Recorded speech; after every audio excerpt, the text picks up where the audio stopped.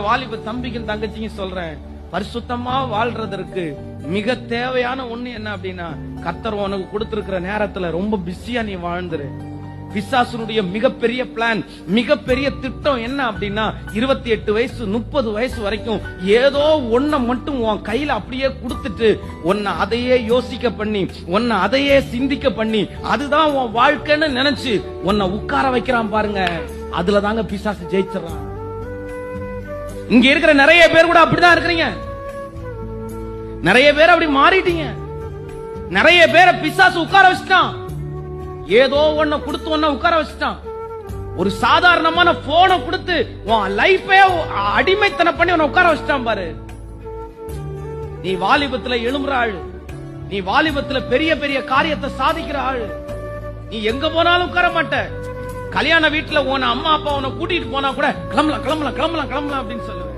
எங்க போனாலும் உட்காராத ஒரு மனுஷனை பிசாசு அழகா கிளியரா உன் கையில ஏதோ ஒரு போனை கொடுத்து, இல்லனா ஏதோ ஒரு பொண்ணை கொடுத்து, இல்லனா ஏதோ ஒரு பையனை கொடுத்து, இல்லனா ஏதோ ஒரு காட்சியை உனக்கு கொடுத்து, எதுவுமே நீ செயல்பட முடியாத வரைக்கும், எதுவுமே நீ செயல்படாம உன்னை கட்டி அதையே யோசிக்கிறதுக்கு உன்னை வைக்கிறான்ல. நான் கேக்குறேன், மகன் என்னைக்கு தூக்கி போட போறேன்? மகா என்னைக்கு தூக்கி போட போறேன்? உனக்கு வேற எதுவுமே இல்ல.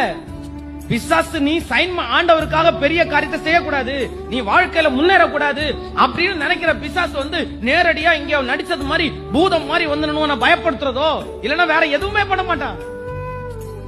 உன் வழியிலே அழகா ஒண்ணு வந்துச்சு. இப்ப பாருங்களேன், அந்த செல்போனை ஆஃப் பண்றான்னு போது உங்களுக்கு கோவம் வருதுல்ல? கோவம் வருதுல்ல உங்களுக்கு? ஏடா இப்படியே உட்கார்ந்து இருக்கிற அப்படின்னு யாராவது கேட்டாங்கன்னா நீ எரிச்சல் படுற இல்ல? அந்த செல்போன் நோண்டிட்டு இருக்கும்போது பைபிள் வாசின்னு சொன்னாலோ, சர்ச்சுக்கு போன்னு சொன்னாலோ உனக்கு எவ்வளவு கஷ்டமா இருக்கு.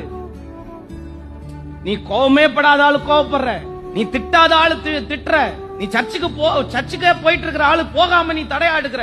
யாரெல்லாம் நீ செல்போனையோ இல்ல அந்த நபரையோ நீ வச்சிருக்க, நீ அந்த காரியத்தை செய்யும் போது யாரெல்லாம் உன்ன பேசுறாங்களோ, அது பாஸ்டரா இருந்தாலும் யாரா இருந்தாலும் அவர்களை எதிர்க்கிறதுக்கு நீ ரெடியா இருக்க. நீ ரெடியா எதிர்க்கிற. உனக்கு பயங்கரமான கோவம்.